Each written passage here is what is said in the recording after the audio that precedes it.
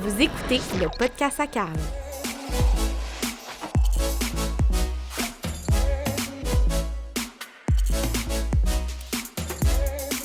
Une production d'Hugo Isabelle.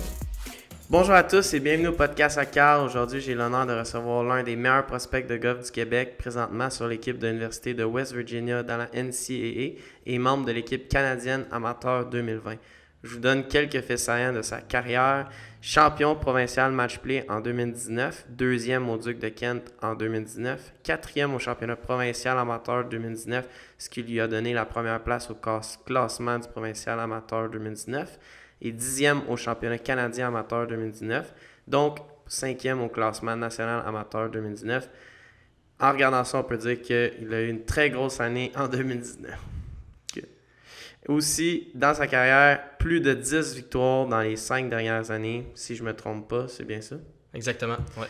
Cool, donc je suis très choyé d'accueillir au podcast à Carl aujourd'hui Étienne Papineau. Merci d'avoir accepté mon invitation. Merci à toi de m'avoir invité, très content d'être ici. Ça fait plaisir. Donc, pour moi, le golf, ça a toujours été une passion. Ça a déjà été un sport compétitif. Seul ne l'est plus, malheureusement. C'est rendu seulement récréatif. Mais pour toi, parle-moi un petit peu de tes débuts. J'ai eu la chance de te voir jouer quand moi, j'étais quand même assez jeune aussi. Je pense que tu me battais déjà à cet âge-là. Est-ce que tu peux me dire comment tu as commencé le golf? J'ai commencé à jouer au golf, dans le fond. Je peux pas te dire l'âge exact, mais c'est mon père qui m'a initié, dans le fond. OK. J'ai pas mal une famille de golfeurs. Mon père, mes tantes, c'est des golfeurs. Puis, écoute, j'allais juste, dans le fond, suivre mon père la fin de semaine, le samedi matin. Ouais. J'avais peut-être environ 4-5 ans, je dirais, quand ça a commencé. C'est un bon golfeur, ton père. Ouais, il est super bon golfeur, même encore là. On joue ensemble des fois la fin de semaine, l'été. Puis, non, il est super bon encore, de vrai. Mais non, c'est de même que j'ai commencé. Dans le fond, c'est mon père qui m'a initié. Puis écoute, j'ai jamais vraiment arrêté depuis ce temps-là. 4-5 ans, c'est quand même assez jeune. Tu as joué beaucoup de golf quand tu étais jeune, junior. Tes premiers tournois, c'est à quel âge? Premier tournoi compétitif, je devais avoir 9 ou 10 ans. 10 ans? Ouais. Ça a commencé quand même assez jeune. Assez jeune, ouais. Quand tu étais assez jeune, quand tu étais quand même assez jeune, tu étais déjà parmi les meilleurs au Canada. Tu as gagné plusieurs tournois par d'assez bonnes marges. J'aimerais savoir c'est quoi qui te gardait motivé à continuer de pratiquer, continuer de t'entraîner et toujours tenter de devenir le meilleur? Mais dans le fond, je suis quelqu'un de très compétitif dans la vie. J'aime ça gagner. J'aime ça dépasser mes limites. Puis juste le fait d'aller comme me mesurer puis d'avoir une chance de remporter un tournoi, dans le fond, c'est juste ça qui me motivait puis qui me poussait à m'entraîner parce que tout le monde a des raisons différentes pour se présenter à un tournoi, mais moi, dans le fond, à chaque fois que je me présente à un tournoi, j'ai comme l'intention de gagner. Ouais. Puis c'était pas mal ça qui me poussait comme à m'entraîner, à travailler plus fort, puis à pratiquer dans le fond tous les jours pas mal. Ouais. J'aime ça gagner, j'aimais ça, puis j'aime ça encore gagner. Fait que je te dirais, c'est pas mal la raison principale. Fait que tu avais toujours le prochain tournoi qui s'en venait, puis tu te préparais tout le temps pour celui-là, puis tu voulais toujours gagner celui-là. C'est ça qui te gardait dans le loop de motivation. Exactement.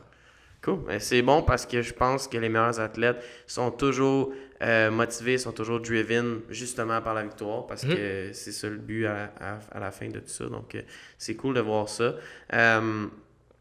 Donc, à jeune âge, tu as quand même gagné des tournois, tu t'es démarqué, ce qui a fait que tu as été capable d'avoir une bourse dans une très bonne université aux États-Unis.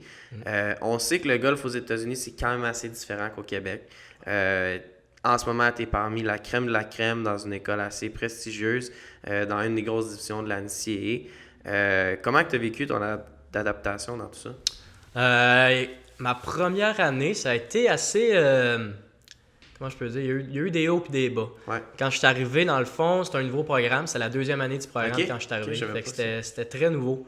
Puis on était dans une conférence assez forte. On est dans la même conférence qu'Oklahoma State, les meilleures équipes de la NCAA. Ouais. Fait que, dans le fond, j'étais excité d'y aller, mais dans le fond, j'avais quand même beaucoup de pression parce que je savais pas trop à quoi m'attendre. C'était un nouveau programme. En fait, j'avais aucune idée à quoi m'attendre. Fait que je suis arrivé ma première année, ma première session, ça a super bien été. Écoute, je pense que j'ai eu le meilleur scoring average de l'équipe, les meilleures notes académiques. Ah ouais. Ça a été super. Fait que dans le fond, Puis normalement, moi, dans le fond, le mois de novembre, avant, quand j'étais avec Fred à Québec, le mois de novembre, là, quand la saison finissait, novembre-décembre, dans le fond, quasiment janvier, je touchais quasiment pas à mes clubs. Puis je recommençais en février quand on partait en camp ou en mars. Mais là, dans le fond, ma première année, ça avait super bien été la première session. Je voulais continuer sur cette lancée-là. Fait que je me suis dit, quand la saison finit, tout le temps des fêtes, m'aller pratiquer en Floride, m'a joué des tournois. Mais à y retourner, dans le fond, c'était la pire décision que j'ai faite. J'étais arrivé la deuxième session, j'étais déjà brûlé avant que la session commence. Puis le golf, ça a pas bien été du tout. Une session vraiment pas trop bien. École, ça a été correct, mais au niveau du golf, ça a pas bien été pendant tout. J'étais perdu, je savais pas quoi faire. Mon coach était à Montréal, fait que c'est tough un peu de... J'étais avec Pierre, dans le fond, à ce moment-là aussi. Fait que dans le fond, c'était très difficile de communiquer avec Pierre. Normalement, l'été, j'étais avec pas mal tout le temps. Non, c'est ça, il est quand même assez loin. Puis... Fait que non, c'est ça. Fait que dans le fond, ma première année, j'ai vraiment comme appris à, OK, ton corps a besoin d'un repos à un certain point. Puis, fait que c'est ça que j'ai réalisé pas mal ma première année. Fait que si j'avais retourné en arrière, c'est ça que j'aurais changé.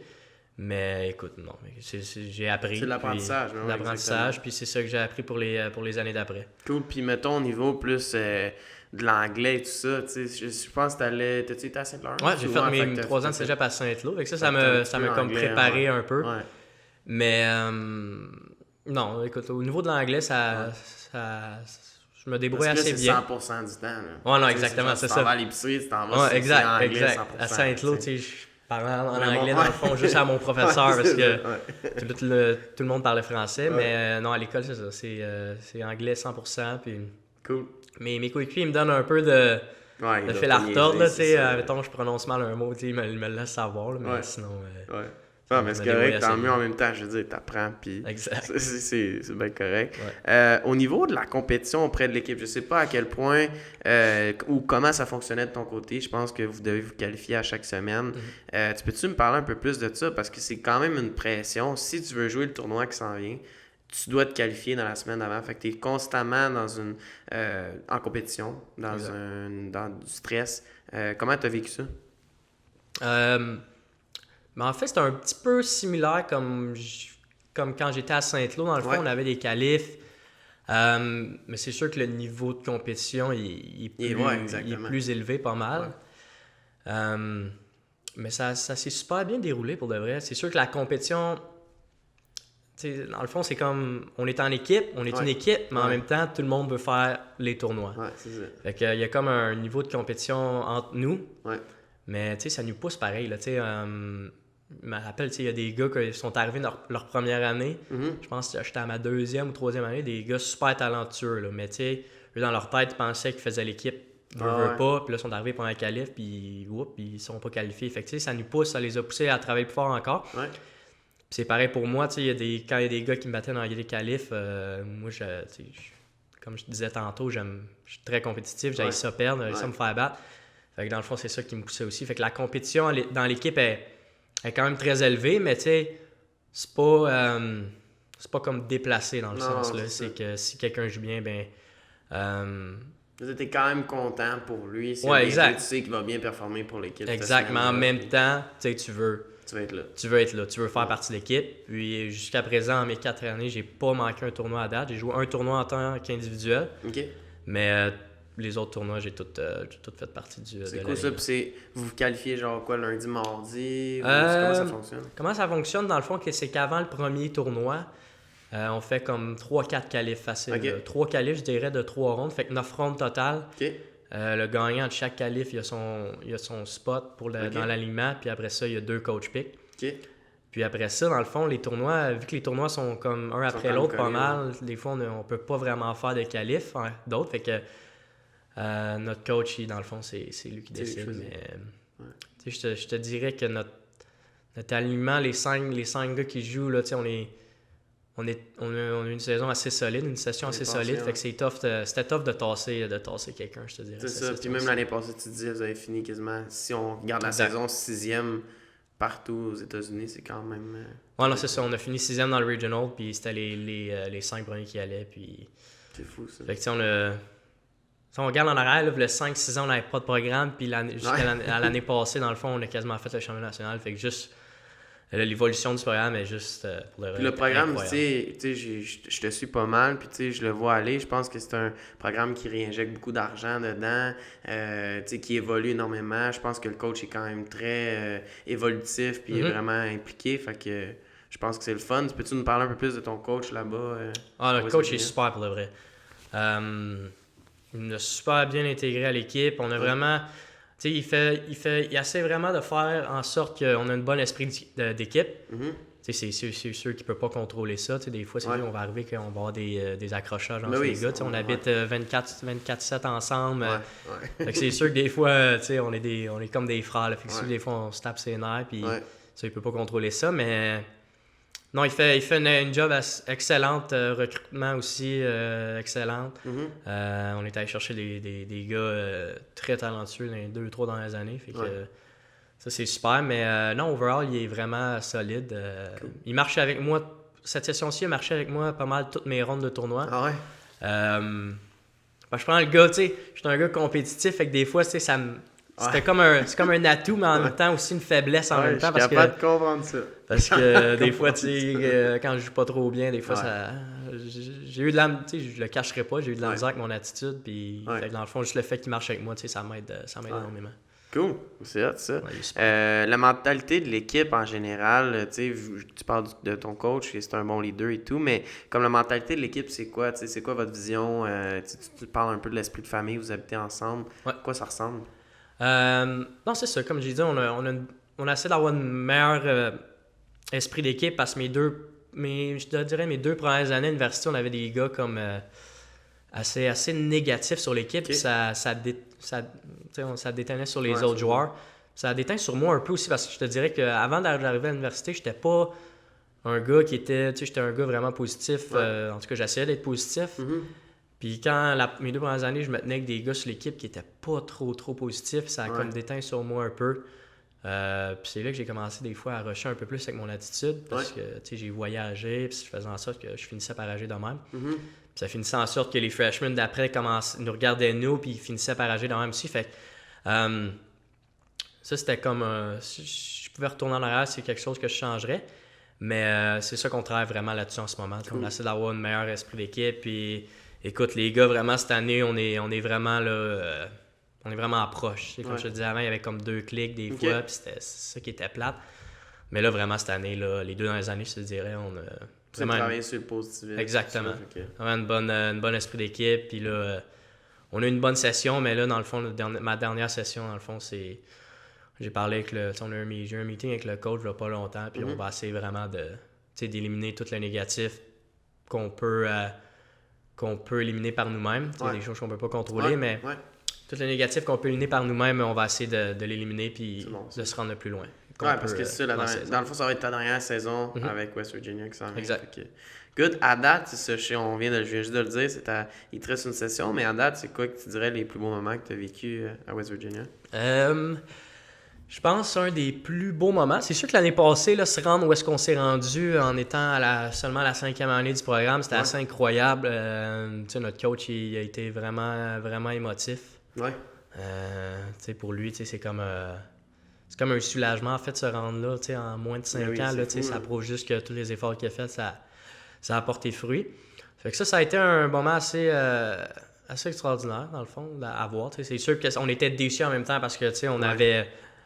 On a manqué le national par 2 coups, puis le 18e trou, on a joué comme... je pense qu'on a joué plus 4 dans l'équipe. Fait que, non, écoute, mais même si on était déçus, c'était un des plus beaux moments. Mais sinon, un autre, je pense, c'est le premier tournoi qu'on a gagné en équipe. Ça, c'était ma freshman year, en fond, ma première année. C'est la 2e année du programme. Puis il restait comme 3 tournois à l'année. Puis un des seniors, dans le fond, il nous avait dit au début de la session, il dit, les gars, c'est ma dernière session. On n'a jamais gagné un tournoi NCAA. Puis avant, lui, il était à une autre école ces 2 premières années. Puis il n'avait jamais gagné un tournoi NCAA non plus. Fait que lui, il nous avait juste demandé, il avait dit genre, ça serait le fun, ça serait un beau cadeau de dernière année de pouvoir gagner un tournoi en équipe. Puis il restait comme 3 tournois à l'année. Puis on savait qu'on faisait pas les playoffs là, dans ce temps-là. Puis On a gagné un tournoi. C'était en Caroline du Nord. Je pense que c'était le tournoi de East Carolina. Nice. Fait que dans le fond, ça, c'était un très beau moment aussi. Puis, fait qu'en équipe, on a eu des très beaux moments. Puis individuel, j'ai eu des beaux moments. Cette année, j'ai brisé un record de l'école, dans le fond, dans l'histoire du programme. C'est en 3 rondes, dans le fond. Le record, c'était 206 total. Puis il y a un des tournois, j'ai joué 203, 70, 68, 65. Fait que ça, en termes, au niveau individuel, ça a été pas mal mon plus beau moment. Ça, c'était un tournoi? Ouais, c'était un tournoi à fond. Cool. C'est le 2e tournoi de l'année. Parfait, ça. Puis, je veux dire, on te souhaite une super bonne, peut-être participer aux nationaux. Ouais, ça va peut-être ça serait un le fun. beau moment. Mais comment ça fonctionnait? Parce que je me souviens avoir vu, là, vous avez été comme choisi à Golf Channel ou whatever. C'est quoi ça? C'était pour aller. Ouais, exact. Ça, c'était dans comme je sais pas comment dire ça en français, mais c'était comme le selection show pour les regionals. Okay. Dans le fond, il y a comme 80 équipes qui font les regionals. Qui sont comme divisées en 6 tournois. Fait que 5 ou 6 places différentes. Il y a environ comme 12-13 équipes par place, par regional. Puis les 5 premiers de chaque regional s'en vont au national. Fait qu'il y a 30 équipes au national. Puis dans le fond, c'est ça, comme Golf Channel, ils ont voulu nous filmer quand on était sélectionnés parce que dans le fond, on était un nouveau programme. C'était la première fois qu'on faisait regional. Fait que c'était comme un moment assez spécial. Ça, c'est vrai, j'ai oublié. C'est un des plus beaux moments aussi à Golf Channel. C'était assez incroyable, puis non, c'était vraiment un moment je savais pas si c'était comme historique. Vous saviez pas si vous étiez choisi. On le sait pas exactement, on le sait pas à 100%, mais on était sûr on était ranké comme 40e au pays, fait que on était sûr comme à 95% qu'on le faisait. C'est bon. Puis, je l'ai dit au début, tu vas faire partie de l'équipe canadienne de golf amateur 2020. Yes. Tu as fait l'équipe quand tu étais junior 2014-2015. C'est quoi pour toi qui ça signifie de retourner sur l'équipe canadienne? Ça n'a pas été facile. Je te dirais que ça fait... j'avais été, dans le fond, à ma 17e, 18e année, j'ai fait le junior, j'ai été coupé. Ben, dans le fond, coupé. Après, c'est ça. J'ai pas été choisi pour l'amateur. Puis, mon but, c'était de rembarquer sur l'équipe canadienne amateur à chaque année, dans le fond. C'était un de mes buts. Puis ça m'a pris 3-4... j'ai 23, quasiment 5 ans avant de pouvoir embarquer. Mais non, écoute, c'est juste les efforts. Et c'est pas quelque chose que tu peux vraiment contrôler, j'imagine. Non, parce que c'est exactement. vraiment eux autres qui choisissent. C'est vraiment eux autres qui choisissent. Puis, tu sais, les autres années, c'était assez fort. Tu sais, il y avait beaucoup de bons amateurs. Puis là, cette année, tu sais, je dis pas que c'était un coup de chance, là, mais c'est juste que, tu sais, les meilleurs amateurs sont comme toutes tournées pro. Fait qu'il y a comme 4 à 5 spots qui s'ouvraient sur l'équipe. 4 spots qui s'ouvraient sur l'équipe. Fait que, dans le fond, tu sais, c'était cette année ma meilleure chance. Puis j'ai réussi à embarquer sur l'équipe, dans le fond. Puis comme on en parlait tantôt, il y a plusieurs Québécois aussi qui sont là avec toi. Ouais, c'est ça. Sur l'équipe junior des gars, il y a 3 Québécois, je pense. Il y en a 2 sur l'équipe amateur des femmes. Puis... Je suis Québécois, le seul Québécois par exemple sur l'équipe amateur des hommes. Cool. C'est hot ça. Parce que, tu sais, je veux dire, pour toi, je pense que c'est vraiment quand même une belle opportunité. Je pense qu'il vous encadre vraiment bien pendant 1 an et tout. Fait que tant mieux. Puis félicitations en même temps pour ta nomination. Donc, j'ai quand même souvent cette conversation avec d'anciens athlètes élites qui sont maintenant entrepreneurs. On en parlait tantôt, Jim Veillot, que tu connais très bien, Alexis Piacente. C'est tous des gars qui ont été des athlètes élites, qui sont maintenant les entrepreneurs. J'ai même eu la même conversation avec mon partenaire Adrian. Mais aujourd'hui, c'est le contraire. Parce que toi, tu es un athlète élite. On ne sait pas ce que l'avenir te réserve encore. Je te souhaite de jouer au golf pendant encore vraiment longtemps. Mais j'aimerais ça que tu me dises ce que tu apprends à tous les jours dans ta vie d'athlète, que tu penses être capable d'apporter à la vie de tous les jours par la suite, soit en tant qu'entrepreneur ou travailleur ou peu importe. Je pensais à ça justement tantôt quand je m'en venais sur la route. C'était là, j'avais lu un peu puis je me disais, une bonne question, fait que il faudrait que je me prépare un peu, mais je pense juste que ce que j'ai appris en tant qu'athlète, c'est juste de faire, comment je peux dire ça, c'est faire à ta propre façon. Il n'y a pas de chemin déjà comme préconçu pour se rendre le plus loin possible. T'sais. Je pense que beaucoup d'erreurs que d'athlètes font, c'est qu'ils veulent être comme certaines personnes, mais ça veut pas nécessairement dire que s'ils font comme eux, qu'ils vont faire la même affaire qu'eux. Dans le fond, je pense juste qu'il faut que tu fasses ton propre chemin. Puis je pense que c'est pas mal pareil. En fait, j'ai jamais vraiment été un entrepreneur, mais j'imagine que ça va être la même affaire, faire tes propres affaires, faire ton propre chemin, parce que si tu essaies de copier quelqu'un, ça veut pas nécessairement dire que tu vas être autant comment je peux dire ça? Successful. Exactement. Fait que je pense juste que faire ton propre chemin, tu sais, au golf, si c'est quelqu'un qui a besoin de pratiquer tant d'heures par jour, fais-le. C'est quelqu'un qui a besoin de pratiquer moins de temps, plus de repos, fais-le. Fait que je pense juste que comme moi, je suis comme un joueur de field. Tu sais, quand je pratique, ma pratique peut durer 8 heures comme ma pratique peut durer 1h30, 2 heures. Tu sais, ça dépend tout le temps comment que je feel. Si j'ai l'impression que je suis à une bonne place en ce moment, que je suis confiant avec ce que j'ai en ce moment, je vais arrêter ma pratique. Puis si je sens que je me sens pas bien en ce moment, je sens pas que je suis comme prêt à arrêter ma pratique, je vais continuer jusqu'à temps que je sois prêt à arrêter. Fait que je pense juste que faire ton propre chemin, c'est la chose que j'ai appris le plus à l'université, parce que au début, quand je suis arrivé en tant que freshman, je disais, OK, je veux impressionner les gars, je veux montrer que j'ai ma place. Fait que j'allais au terrain le plus longtemps possible, j'essayais d'arriver le premier tout le temps, j'essayais de m'entraîner quand on était comme en off-season, ou comme je t'ai dit, comme j'ai mentionné tantôt, dans le temps des fêtes, j'ai dit je vais aller pratiquer en Floride pour arriver encore plus près que les autres la deuxième session, mais je me suis fait avoir là-dedans aussi. Fait que je pense juste que au lieu genre d'impressionner les autres puis en faire plus pour impressionner les autres, justement, je pense juste faire ce qui est le mieux pour toi, ce qui est le mieux pour ton corps, puis suivre...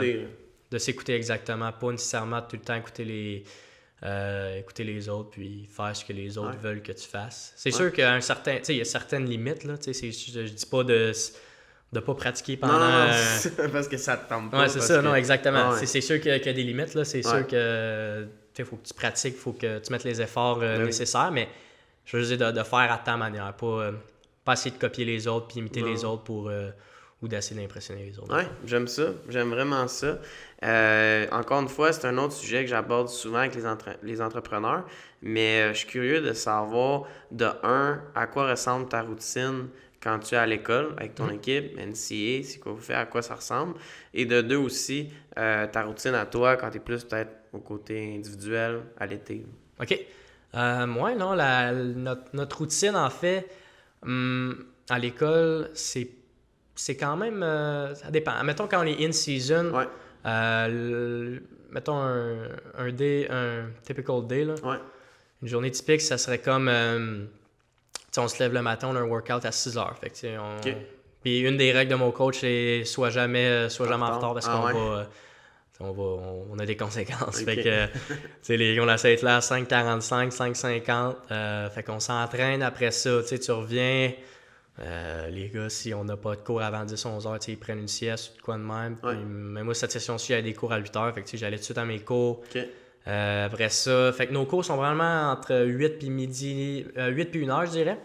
Après ça, on a souvent une pratique pas mal à tous les jours. On a droit à une journée off par semaine. Normalement, c'est le mercredi, mais sinon, on a des pratiques environ de 1 heure à 5-6 heures. Si on a des qualifs, ça peut aller jusqu'à 7 heures. Après ça, on revient, on soupe, et tout dépendant de l'heure qui est, tu fais des devoirs, tu vas te coucher, puis on habite les gars ensemble. Fait que, c'est une maison? C'est-tu des résidences? Quand t'es freshman, t'es obligé d'habiter dans les dorms, les dortoirs pour la première année. Puis après ça, tu peux habiter avec qui tu veux, où tu veux. Fait que moi, j'habite dans le fond avec 3 autres de mes teammates, on est 4 dans un appart. Ça fait 2 ans, là, fait que non, c'est ça. C'est cool, ça. Tout dépendant des cours des gars, ou si on a des devoirs le soir ou whatever, mais tu sais, on essaie de relaxer le plus possible. On a des workouts 3 jours par semaine, 3 matins par semaine, lundi, mercredi, vendredi. Fait que ça, c'est comme in season. Puis tu sais, quand on essaie vraiment, quand on a du temps, tu sais, c'est une sieste ou ben tu relaxes dans le fond, là, parce que c'est quand même C'est demandant. C'est quand même demandant, tu sais, avec toutes les fois aussi, là, quand on a des tournois, on prend l'avion, on revient à 1h, 2h du matin, un cours à 8h. Ouais. Au moins, notre coach, il nous donne le matin off pour les workouts. Si je me trompe pas, c'est pas un jet privé votre affaire. Non, c'est ça. Non. Ben, on a une fin de semaine par année qu'on a le droit à, que les donneurs du programme, ils nous passent un jet. Fait que ça, on a le droit à une fin de semaine par année, fait que ça, c'est assez incroyable. Ouais, ça doit être fou. Mais non, c'est ça. Ça, c'est la routine. Puis quand on tombe off-season, dans le fond, là, c'est comme un peu, c'est plus par toi-même. Là, tu peux aller comme les 3 dernières semaines, on était off-season. Le dernier mois, excuse. Ouais. Et que non, là, c'est toi qui décides. Si tu veux te reposer, tout mettre de côté, puis dormir, puis t'avancer dans tes études, ben fais-les. Fait que dans le fond, moi, ce que j'ai fait, c'est. Je suis un gars que j'ai quand même besoin de dormir. Là. Quand je peux dormir le matin, je dors. Fait que non, c'est ça. J'avais mes cours pareil. Fait que dans le fond, j'allais à mes cours, je revenais dormir un peu. Après ça, j'allais m'entraîner physiquement, puis j'allais pratiquer. Puis dans le fond, mon off-season, il ressemble pas mal à ça. Puis l'été, quand t'es tout seul... L'été, c'est différent. Tu sais, je suis membre à Pine Grove. Ouais. On a une gang là-bas, là, on a tellement des bons joueurs. Fait que, tu sais, des fois, on a des extrêmes, des bons matchs. Des bons matchs, je vais jouer avec Étienne Brault, Raph Lapierre, Joey, Vince Blanchette. Fait que, mais mon été, je te dirais, est un petit peu plus différent. Tu sais, je vais... Je suis le gars que j'ai besoin d'une bonne préparation. Tu sais, j'aime pas ça arriver dans un tournoi puis pas savoir si ma game est prête à 100%. Fait que tout dépendant si j'ai des tournois ou non, je vais faire le plus de travail que je peux avant les tournois. Mais mettons, une journée typique, là, je vais me lever, je vais aller au terrain environ, je te dirais tout dépendant. Des fois, on peut jouer le matin de bonne heure avec les gars, mais sinon, si j'ai une journée que je pratique, je vais aller m'entraîner le matin, mettons à 10-11 heures, 9-10 heures, je vais aller au terrain de 10-11 à comme 4-5 heures, je vais jouer un petit notre trou, puis après ça, je reviens. Cool. Puis sinon, des fois, je vois mon coach Pierre à Cowansville. Lui est à Cowansville, fait que je vais le voir là. Fait que je le vois 2 fois par semaine environ, fait que... Non, l'été, c'est différent un peu. Ouais, il n'y a pas l'école. Il n'y a pas d'école non plus, fait que... Mais t'essaies de garder quand même une routine. Ouais, c'est ça, je veux pas jouer au golf pendant 3 jours, puis ça. C'est ça. Fait que j'essaie de toucher à mes clubs à tous les jours. Surtout que c'est la saison la plus condensée là, de l'été, là, surtout au Golf Québec. Ben oui. C'est le moment de l'année qu'on peut jouer. C'est ça le moment ici. Ouais, c'est ça. Exact. Fait que, non, c'est ça. Université versus l'été, c'est différent, mais comme je disais tantôt, moi, je suis juste le genre de gars qui a besoin d'être confiant par rapport à ça. Fait que je vais faire le travail, pour te préparer. Le travail qu'il faut pour me préparer à ça. Intéressant. Au niveau de tes objectifs, j'aimerais ça savoir, c'est quoi tes objectifs? Un peu court, long terme, comment tu vois ça? C'est sûr que là, il me reste une été sûre amateur, peut-être 2. C'est sûr que j'aimerais ça remporter le championnat canadien. Surtout si c'est ma dernière année cette année. C'est un terrain que j'ai déjà... C'est en Alberta cette année. OK. Puis c'est un terrain que j'ai gagné un tournoi assez prestigieux l'été 2018. Fait que je le connais assez bien. Ça fait 5-6 étés d'affilée que je joue ce terrain-là. Fait que c'est sûr que ça tombe bien. Là. C'est un terrain que je connais, c'est un terrain que j'ai déjà gagné. C'est un terrain extrêmement difficile en fait. Fait que je me sens très à l'aise dessus. Fait que c'est sûr que le championnat canadien, c'est ce que je vise. Ouais. C'est l'année cette année, c'est l'année du World Am, dans le fond. Okay. C'est à chaque 2 ans. Puis je pense que c'est les 3 meilleurs Canadiens au classement mondial qui y vont. OK. Puis, fait que ça, c'est sûr que aussi, ça serait... si je tourne pro comme à la fin 2020, ça serait le dernier tournoi que je ferai en tant qu'amateur. Fait que c'est sûr que ça serait vraiment un accomplissement assez incroyable pour moi. C'est sûr que c'est ça. Fait que c'est les deux, là, le championnat canadien puis le World Am, c'est sûr que c'est quelque chose que j'aimerais extrêmement. Puis on a aussi le Canadian Open, le RBC Canadian Open au mois de juin. Je sais pas exactement comment ça fonctionne, mais je pense qu'on a deux exemptions pour 5 gars dans l'équipe. Je sais pas comment ça fonctionne, mais c'est sûr aussi que ça serait une expérience incroyable. T'es pas allé encore? Je suis pas allé encore, non. Fait que ça serait vraiment mon premier. Ça serait une expérience incroyable, mais comme j'ai dit, on est 5 extrêmement bons joueurs. Ouais, c'est ça. Fait que tout peut arriver. Fait que ça, je sais pas. Puis à long terme, écoute, je vise une carrière professionnelle. Ça, c'est sûr à 100%. Puis, non, c'est ça. Dans le fond, pour le long terme, comme je dis, je vais une carrière professionnelle, mais il me reste beaucoup de chemin à faire pour me rendre là. Je vois les gars, je vois ce qu'il faut pour se rendre là. Comme je disais tantôt, je suis pas le genre de gars qui va imiter ou copier, mais je vais prendre certaines affaires de certaines personnes pour pouvoir essayer de m'améliorer. J'essaie de m'entraîner plus physiquement parce que les années auparavant, des fois, là, quand la saison a terminé, je m'entraînais pas pendant un mois. Puis là, tu revenais au mois de janvier à l'école, puis t'étais encore en shape, mais pas autant que tu l'étais le 3-4 mois. Fait que j'essaie de... comme depuis notre saison est finie au mois de novembre, je me suis entraîné pas mal à tous les jours à l'école, à part la fin de semaine, mais sinon 5 fois semaine avec notre entraîneur physique. Avec l'équipe canadienne, on a eu le premier camp, on a eu des correctifs pour ma flexibilité, ma mobilité. Fait que j'ai fait pour m'améliorer. J'essaie de m'améliorer au niveau de la nutrition aussi, c'est l'affaire que j'aimerais vraiment m'améliorer.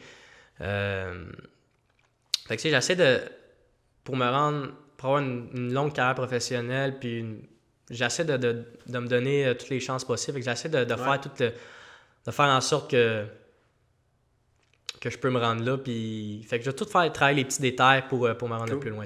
La nutrition, l'entraînement physique.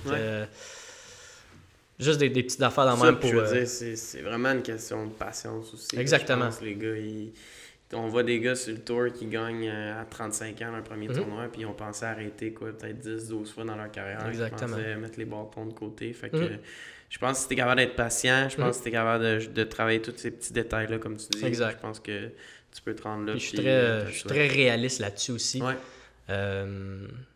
C'est sûr que dans ma tête, mon but, c'est le PGA, mais je suis quand même réaliste. Là, je sais que c'est pas en jouant une fois par 2-3 jours que je vais me rendre. Fait que, comme je disais, j'essaie de changer un petit peu certaines affaires pour pas nécessairement dans le golf, pas nécessairement dans la technique, mais les petites affaires, comme je disais. Là. Tout le reste pour... fait de toi c'est quelque chose que j'ai vraiment réalisé cette année, là, v'là pas longtemps. Là, dans le fond, j'écoutais quelqu'un parler l'autre fois, puis c'était genre... Qui est rendu sur le tour, dans le fond, là, Corey Connors, puis on écoutait son coach parler. Là, j'écoutais son coach parler, puis dans le fond, c'est le coach de l'équipe canadienne. Puis il nous expliquait que, Corey, il a demandé, il a décidé de... s'il voulait se rendre loin, il se couche à 8-9 heures tous les soirs, peu importe. Je dis pas que je vais commencer à me coucher à 8-9 heures tous les soirs, peu importe, mais je vais juste travailler, je vais essayer juste de m'améliorer dans tous les aspects pour me donner une chance de... Les petits détails qui font... de le faire à ma manière, de le faire ce qui est le mieux pour moi, dans le fond. Je veux dire, t'es bien encadré et tout, fait que j'imagine que si tu continues à persévérer, puis comme je dis, avec la patience... tout est possible. Exact. Tout est possible. Exactement. On a parlé tantôt de ton coach. Je sais que tu es quand même très, très proche de lui, ton coach d'université, mais aussi ton coach Pierre Dugas qui est ici à Montréal. Est-ce que tu as eu d'autres mentors au niveau du golf ou des gens qui t'ont aidé peut-être à percer ou qui t'aident encore aujourd'hui? J'ai commencé avec Pierre quand j'avais peut-être 11-12 ans. Fait que ça fait peut-être... quand même. Ça fait 11-12 ans que je suis avec lui. Mais dans ce 11-12 ans-là, j'ai été avec Fred, dans le fond. Tu le connais très bien. Très bien. J'ai été à l'Académie Golf Fred Colgan pendant secondaire 4 jusqu'à l'université 1-2. Fait que j'étais avec Fred pendant un bon 5, 6, 7 ans aussi. Mais non, mais écoute, Fred m'a aidé extrêmement aussi. Tu sais, Fred, il y a une très bonne équipe qui l'entoure. Ils ont pas mal tout autour. Là. Ils ont un physio, ils ont Anne Labrec comme physio, ils ont Eric Inès comme entraîneur physique. Il y avait 3, 4, 5 coachs à la GFC. Fait que Fred m'a aidé extrêmement. Pas juste comme golfeur, comme personne aussi. Là, les camps en Floride là, qu'on faisait. Ça nous faisait apprendre sur nous-mêmes. On était par nous-mêmes. C'est lui qui faisait les tâches qu'on n'était pas habitué de faire à la maison. Fait que non, j'ai vraiment appris avec Fred énormément. Puis ça, j'en suis très reconnaissant. Il le sait très bien aussi. Mais non, c'est ça. En ce moment, je suis avec Pierre encore.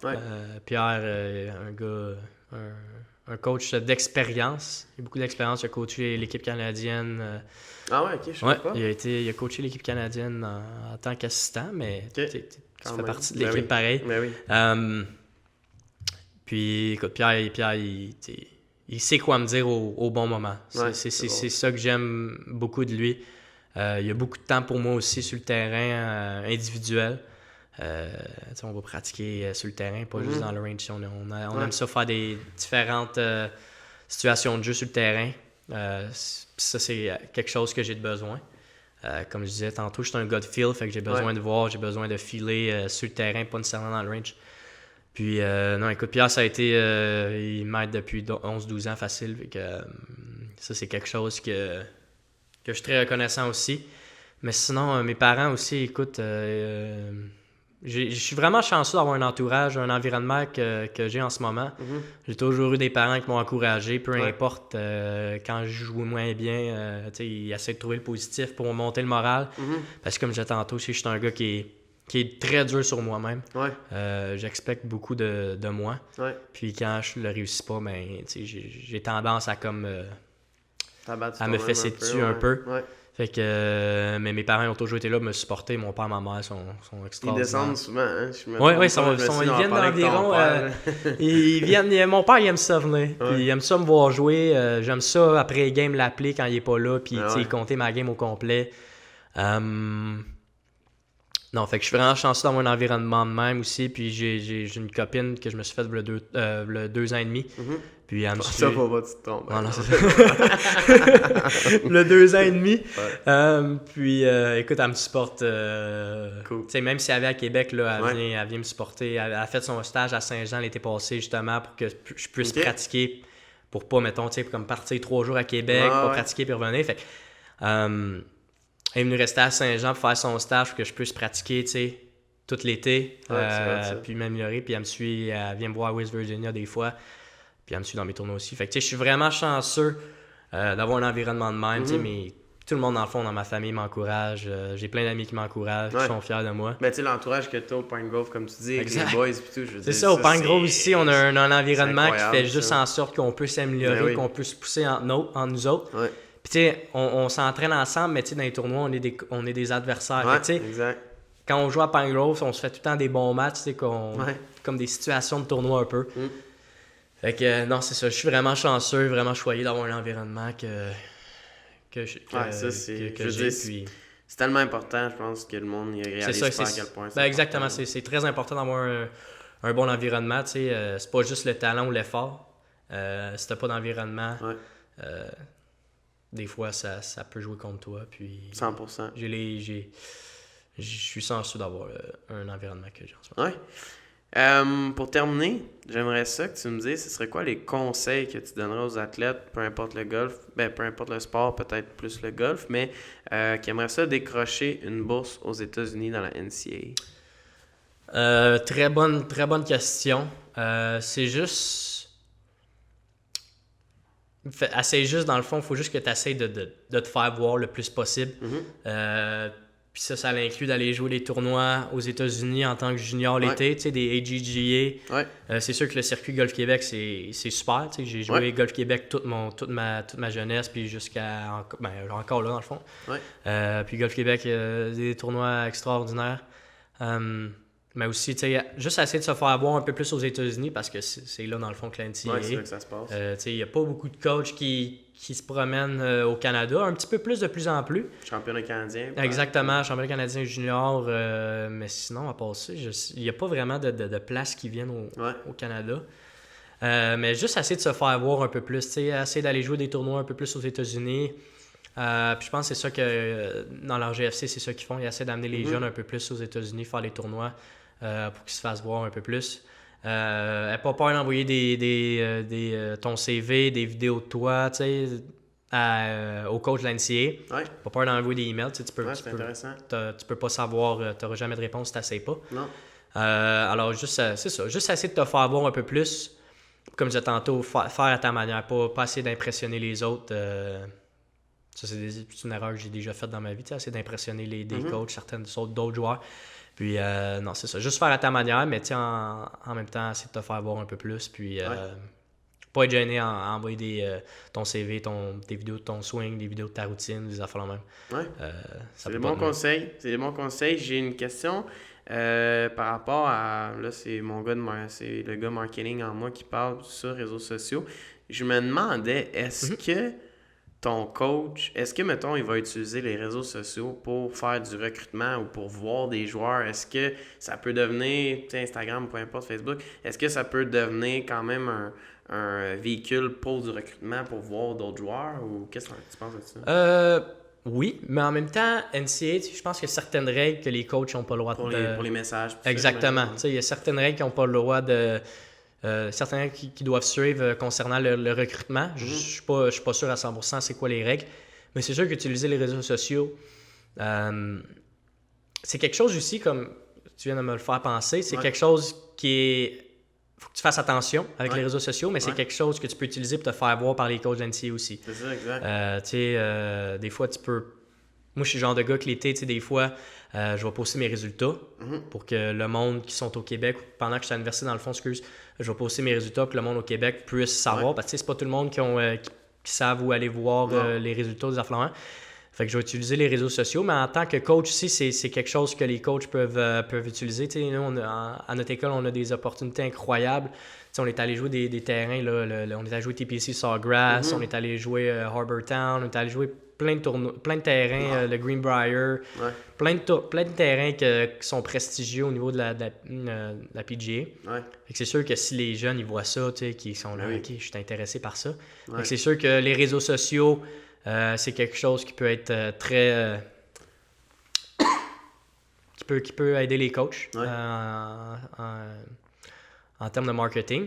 Mais aussi, comme je disais, il faut que tu fasses attention, pas juste parce qu'il y a des règles, mais en termes de jeunes aussi, il faut que tu fasses attention avec tes réseaux sociaux. Tu sais, pas publier des photos compromettantes puis qui peuvent nuire à ta carrière, parce que s'il y a des coachs qui décident d'aller voir ces réseaux sociaux puis qui voient des photos de je sais pas moi. Ça n'aidera pas. Exactement. Des photos qui peuvent être très compromettantes. On n'en aura pas d'exemple. Exactement, c'est ça. On sait ce qu'on... Donc, en parlant de réseaux sociaux, est-ce que tu peux nous dire en terminant où est-ce qu'on peut te suivre? Oui, ben moi, dans le fond, j'ai pas mal tous les réseaux sociaux. Good. J'ai un Facebook, j'ai un Instagram, puis j'ai un Twitter. OK. Ton Instagram, c'est quoi si jamais le monde veut te suivre? C'est Papineau29. C'est mon Instagram, mon Facebook, c'est mon nom. Good. Puis mon Twitter aussi, c'est mon nom. Mais non, c'est ça. Écoute, j'utilise pas mal les réseaux sociaux pour poster mes résultats. Je le vois aller, c'est pour ça que je suis capable de... C'est quelque chose que je sais pas. C'est quelque chose que j'ai toujours fait. Puis non, c'est ça. J'utilise les réseaux sociaux pour exploiter pour promouvoir, exact. Pour exploiter mes résultats. Puis c'est pas nécessairement quelque chose que tout le monde aime faire. C'est pas nécessairement quelque chose que tout le monde aime. C'est pas nécessairement quelque chose que le monde aime des fois faire. Il y en a qui sont plus intimes, plus introvertis sur les réseaux sociaux, puis c'est bien correct. Moi je les utilise, puis si le monde aime ça, le monde aime ça. Si le monde n'aime pas ça, si le monde n'aime pas ça, exact. Ils ont juste à pas te suivre. Exactement. Non, c'est ça. C'est Good. Ça. Écoute, pour vrai, ça a été une conversation vraiment intéressante, Étienne. J'apprécie vraiment ton temps.